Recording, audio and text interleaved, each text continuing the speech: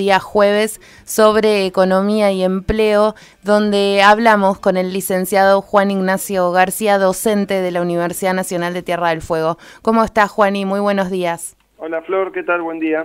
Bueno, contanos cómo estás arrancando este jueves y queríamos conocer también tu visión, tu mirada en relación a esta situación que están atravesando los trabajadores de Vistion, que desde la semana pasada estuvieron llevando adelante un reclamo. Bueno, finalmente se ha dictado una conciliación obligatoria, pero hay al parecer una situación crítica con esta empresa. Bueno, mira, ahí en el tema de Vistion puntualmente, uno lo podría separar incluso de lo que le está pasando en general a la industria electrónica, básicamente porque Vistion viene atravesando una situación complicada desde antes que arrancara todo este proceso de achicamiento del mercado interno. En realidad para el sector automotriz en general el achicamiento viene desde antes, y tanto FAMAR como Vistion o Mirgor vienen sufriendo esta situación, y Vistion además se le suma a esa circunstancia, digamos, de achicamiento del mercado, un tema interno propio de la empresa que tiene que ver con la competitividad. Sí. Vistion hace rato que viene complicado para poder ir reemplazando los negocios que se le caen con nuevos negocios. Las autopartistas en general trabajan con proyectos que son a 3 años o más. Cuando básicamente el proyecto es hacerle un aire acondicionado a cierto modelo de vehículo. Sí. Esos modelos van volviéndose obsoletos y hay que cambiarlos, y cada vez que se cambian modelos, las terminales automotrices llaman a nuevas licitaciones, y si, bueno, Vistion no gana esas nuevas licitaciones, pierde continuidad en la producción. Esas definiciones son con mucha anticipación, o sea que ya desde el año pasado y el anterior se venía viendo que la empresa perdía contratos que iban a impactar en el futuro. Bueno, el futuro llegó, y la empresa tiene cada vez menos negocios, y me imagino que estará de alguna manera llegando a una situación límite en relación a esto. Claro. Después hay conflictos particulares que yo desconozco de cómo se está manejando esta cuestión internamente en la empresa. Lo que sí conozco de antes es más o menos esto que te acabo de contar, y una coyuntura que atraviesa el sector autopartista y electrónico que hoy por hoy es realmente muy complicada. Entonces, con el escenario complicado que ya traía la empresa, le sumamos al combo lo que está pasando este año, y bueno, y lógicamente entró en un proceso muy difícil de afrontar. Claro, una de las cuestiones que manifiestan justamente estos 35 trabajadores que podrían llegar a quedarse sin su fuente de empleo en el corto plazo, dicen que la empresa no les avisó, entre comillas, de esta situación, o sea, no los puso en conocimiento. ¿Puede ser que haya un vaciamiento y que la empresa no tenga la obligación de decírselo a los empleados así directamente? Mira, las empresas están acostumbradas, o mejor dicho, el diálogo entre empresas, sector público, trabajadores, muchas veces presenta esta cosa de el llanto permanente, si se quiere, de parte de la empresa para justificar su situación o las imposibilidades que enfrenta, y entonces uno siempre está midiendo, y como que si uno escuchara lo que se dice del otro lado y lo tomara literal, todos los años las empresas estarían cerrando y después eso no ocurre. Entonces puede ser que a veces los mensajes, si bien se viene anticipando la situación, no sean del todo claros o del todo transparentes. Y eso es algo propio de la comunicación entre los distintos sectores. Claro. La verdad es que la situación es delicada para la empresa desde hace mucho tiempo, pero yo no conozco cómo fue la comunicación el último año como para saber si básicamente los trabajadores contaban con información más concreta respecto de lo que este año estaba pasando. Eso no te lo puedo decir, la verdad que no lo sé. Hubo el año anterior, creo que en el 2014, si no recuerdo mal, esta empresa fue comprada por un grupo económico, por una de las autopartistas chinas más importantes, y bueno, y a partir de ahí empezó un proceso de cierta incertidumbre, porque nadie conocía del todo cómo iba a terminar esta instancia. Digamos, estos grupos económicos tienen que decidir qué van haciendo con las distintas filiales de empresas que compran. Hubo problemas con una filial en Buenos Aires, y bueno, y evidentemente ahora se está enfrentando a una situación complicada en Río Grande. Insisto, yo no puedo decir que llegó a comunicar la empresa en los últimos 12 meses. Claro. Conozco lo que te acabo de comentar, que es un panorama más general, digamos, ¿no? Las cuestiones por ahí más concretas no las conozco.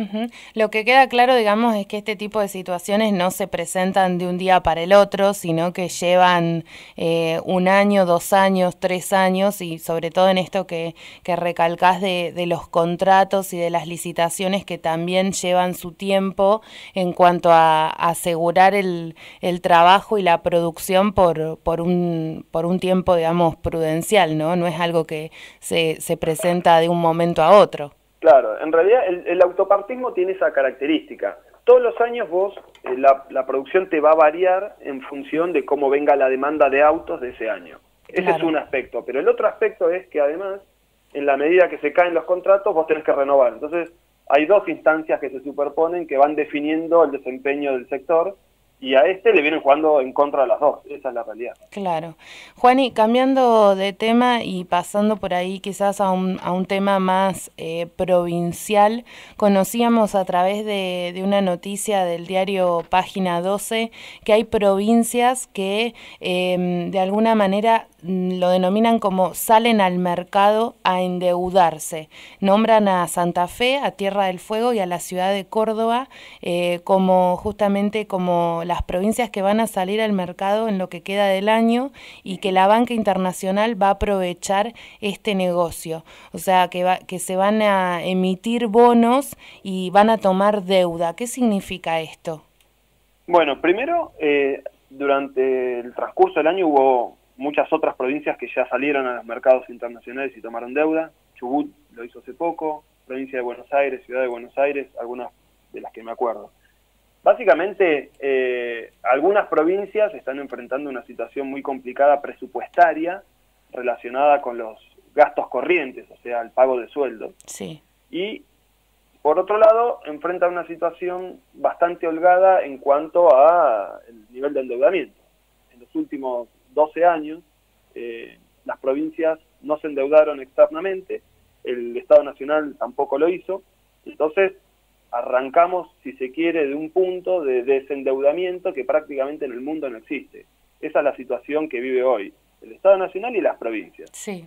Entonces, la situación en ese sentido es muy holgada, lo que con la última renegociación con fondos buitre y la vuelta de Argentina a los mercados internacionales, abre la posibilidad de que todo el mundo salga a ofrecer bonos. Un bono básicamente es la promesa de pago futura de un cierto monto de dinero. O sea, la provincia de Tierra del Fuego necesita plata, supongamos, para construir un puerto, se endeuda a 20 años y con esa plata paga su puerto y después de 20 años tiene que devolver toda la plata.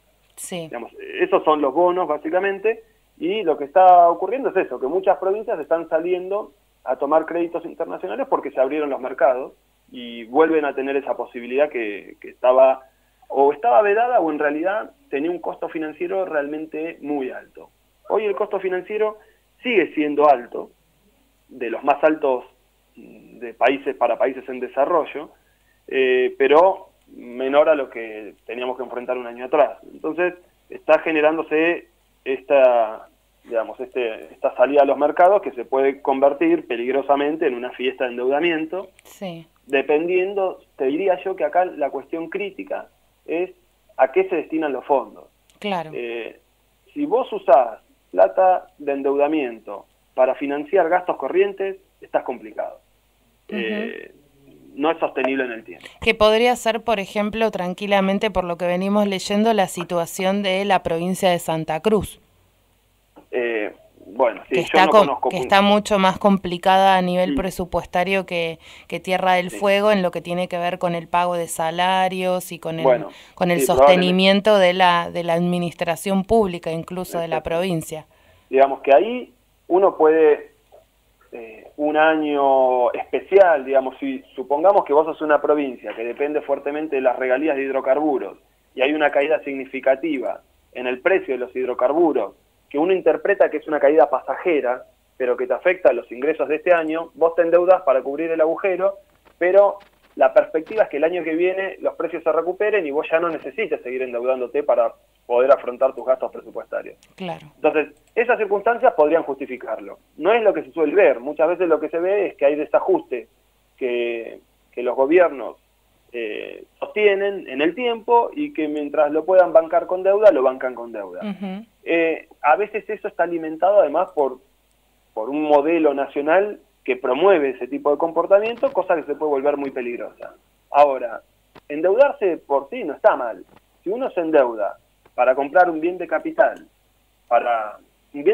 que en el caso de los gobiernos puede ser hacer infraestructura productiva, hacer infraestructura social, no sé, viviendas, puertos. Sí, o brindar un servicio. Por ejemplo, veíamos hace días atrás este debate en el Consejo Deliberante de Ushuaia para la compra de colectivos. Perfecto, ese es un ejemplo que está buenísimo. Ese tipo de gastos son gastos que tienen una rentabilidad social. O sea, ¿en qué sentido? Estás invirtiendo plata, no estás gastando plata, esa diferencia. Entonces, si vos te endeudás para invertir, lo que hay que ver es si estás destinando la plata a un destino que tiene una rentabilidad social positiva. Si la rentabilidad social es positiva y es mayor que el interés que vos pagás, vale la pena de alguna manera. Vale la pena. Eso sería como un esquema de análisis bien técnico, como para que se entienda bien. La rentabilidad social del transporte público en una ciudad como Ushuaia es altísima. Entonces, si vos usás esos fondos para mejorar un sistema de servicio público, de alguna manera estarías dentro de un esquema que yo entiendo es razonable y es deseable. Si tenés que esperar a hacerlo con fondos propios, los colectivos por ahí lleguen 10 años después, y en el medio, ¿qué pasó? Claro, y en el medio la gente apata de alguna manera, ¿no? La gente apata con todo lo que eso significa, porque eso termina teniendo impacto en actividades económicas, sí. O sea, no es solamente una situación social, sino que también tiene un impacto incluso económico sobre el funcionamiento, digamos, de la ciudad. Ahora que dije a pata, me acordé del ministro que nos dijo que andábamos en pata y en remera. Mira, voy relacionando una cosa con otra. Lo que decía justamente la noticia de Página 12 era que Tierra del Fuego va a ser una de las gobernaciones que van a emitir deuda en moneda extranjera por 150 millones en el mes de noviembre. Yo particularmente, o sea, personalmente no he escuchado a ningún dirigente todavía de la clase política que se haya manifestado en relación a esto, pero calculo que llevará un debate político, ¿no? También, sí. ¿no? Sí, yo creo que acá en estas discusiones lo primero que uno debería hacer es salir de las posiciones dogmáticas, ¿no? De endeudarse es un pecado porque uno inmediatamente lo relaciona con las características que tuvo el proceso de endeudamiento en la Argentina en la década del 70 y 80, que realmente fue nefasto y realmente es completamente cuestionable, respecto de otros procesos de endeudamiento que pueden ser más saludables. Entonces, lo que hay que analizar, yo te diría fundamentalmente, es qué se va a hacer con la plata. Entonces, si nos estamos endeudando para pagar aguinaldos, estamos complicados. Si nos estamos endeudando para poder afrontar gastos de saneamiento de bahía, de infraestructura de alguna tenor, estamos en el camino, digamos que correcto. Bien. Ese sería como el primer parámetro. Ahora, Tierra del Fuego está afrontando hoy una coyuntura especial que tal vez pueda justificar un endeudamiento para gastos corrientes.